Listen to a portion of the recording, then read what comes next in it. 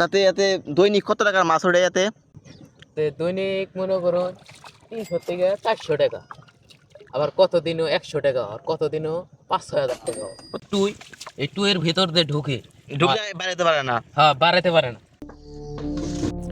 দেখতেই পাচ্ছেন আমাদের চারপাশ দিয়ে কিন্তু ভুট্টা। আমরা আছি একদম ক্ষেতের মাঝখানে। আসসালামু আলাইকুম, আমি সাব্বির। আজকে এই ভিডিওতে আপনাদের দেখাবো রিং জাল, মানে চায়না যে জালটা আছে সেই জালটা কিভাবে পাতা হয় পানিতে এবং এর ভিতরে মাছ কিভাবে আটকা পড়ে। তো চলেন ভিডিওটা শুরু করা যাক। জালটা দেখতে মূলত এরকম, আর জালের ভিতরে এরকম রিং থাকে, সেই জন্য মনে হয় এই জালকে রিং জাল বলা হয়। আর এই যে একটা ফাঁকা জায়গা দেখতে পাচ্ছেন, এটা দিয়ে মূলত মাছ এর ভিতরে প্রবেশ করে। এখন আমি নৌকাতে উঠে বললাম, আর দেখতেই পাচ্ছেন কীরকম শ্যাওলা স্তর পড়ে আছে। আর যে জালটা মূলত পাতবে সে জাল পাতার জায়গায় নৌকাটাকে নিয়ে যাচ্ছে। আমরা জাল পাততে এসেছি বিকাল দিকে, সূর্য কিছুক্ষণ পরে অস্ত যাবে। আর দেখতেই পাচ্ছেন নদীতে কিন্তু বেশ ভালো রকম স্রোত আছে, আর শ্যাওলা দিয়ে নদী পুরা ঢেকে গেছে মনে হচ্ছে। আমরা এখন জাল পাতার জায়গায় এসে পড়েছি। ও এখন জাল পাতার জন্য শ্যাওলাগুলো পরিষ্কার করছে। চলেন ওর কাছ থেকে বিস্তারিত শোনা যাক। এই যে জঙ্গল গুলো সাফ করতেছি, জাল পাতিব। এই জালের নাম তো রিং জাল না? হ্যাঁ, রিং জাল, চাইনা জাল। তাতে এতে দৈনিক কত টাকার মাছ ওঠে এতে? দৈনিক মনে করুন 300 থেকে 400 টাকা, আবার কতদিনও 100 টাকা, আর কতদিনও 5-6 হাজার টাকা। তাহলে তো অনেক।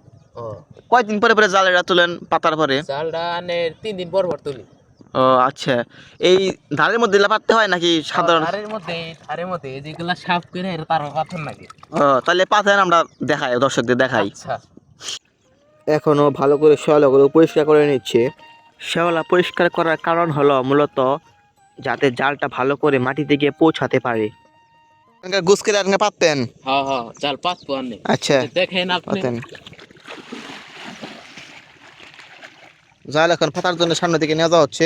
হ্যাঁ, এই যে দেখেন গুড করে পাতবো।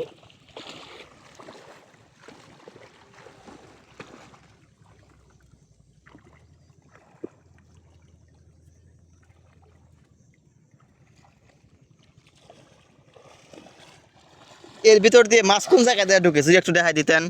এটা এই যে দেখেন, এই যে টুই এই টুয়ের ভিতর দিয়ে ঢুকে ঢুকে বাড়াতে পারে না। হ্যাঁ, বাড়াতে পারে না। আনের পরে যায় ও যে রিঙে আছে না, হ্যাঁ, এই যে রিঙের মধ্যে আইসা চলো। পরে ওই জায়গায় যা জড় হয় সব মাছ। হ্যাঁ হ্যাঁ, সব মাছ জড়ো হয়। বুঝতে পারছি।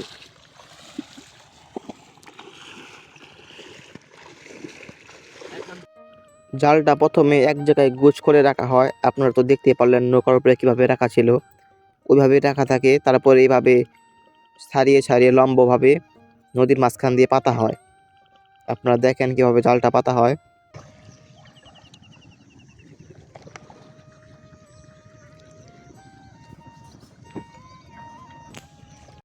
এই যে দেখতে পাচ্ছেন জালটা একদম মাটিতে গিয়ে পৌঁছেছে, আর ওর জাল পাতাও মোটামুটি প্রায় শেষ। দেখতে পাচ্ছেন জালগুলো প্রথমে এইভাবে পাতা হয় পানির মধ্যে, এরপরে দেখলেন তো মাছ কীভাবে এর ভিতরে ঢোকে। এইভাবে 3-4 দিন জালটা পাতা থাকবে। তারপরে 3-4 দিন পরে জালটা তোলা হবে, তখন এরপরে মোটামুটি একটা ভালো রকম মাছ আটকা পড়বে। তো চলেন আরও সামনের দিকে যাওয়া যাক। তাই মূলত নদীর সব মাছ শেষ করে দিচ্ছে। একটা ছোট মাছও এই জালের ভিতর দিয়ে যেতে পারে না। যদি কোনো একটা মাছ এই জালের ভিতরে আটকা পড়ে তাহলে এটা আটকে থাকবে, কোনোভাবেই যেতে পারবে না। যার ফলে আগে নদীতে প্রচুর পরিমাণ মাছ থাকলেও এখন নদীতে মাছ সংখ্যা অনেক কমে এসেছে। এই যে জাল তুলতে গিয়ে আবার একজন একটা ডিম পাইছে, যে ডিমটা একটু দেখাও।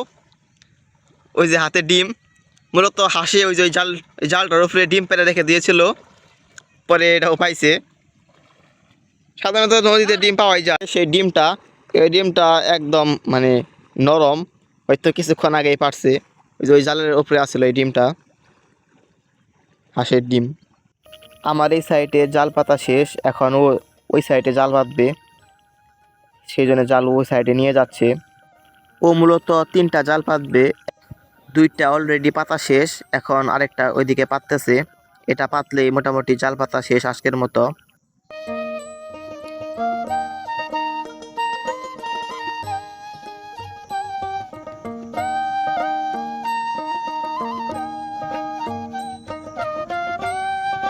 তো এর পরের ভিডিওতে আপনাদের দেখাবো ইনশাআল্লাহ যে এই রিং জালের ভেতর থেকে কিভাবে মাছ বের করা হয়।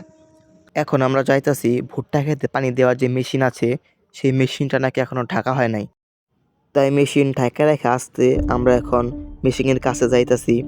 ওই যে ও যাচ্ছে আমার সামনে আগে আগে। একটা জিনিস কি খেয়াল করছেন, এখন সন্ধ্যা হয়ে গেছে, এখনও ভিজা শরীর নিয়ে আছে।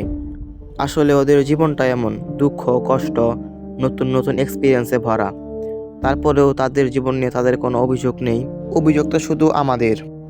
এখন আমরা মেশিন পারে আইসা পড়ছি, আপনারা দেখতেই পারছেন। এই মেশিনটা মূলত ও ঢেকে রাখবে, এটা এখনো ঢাকা হয় নাই।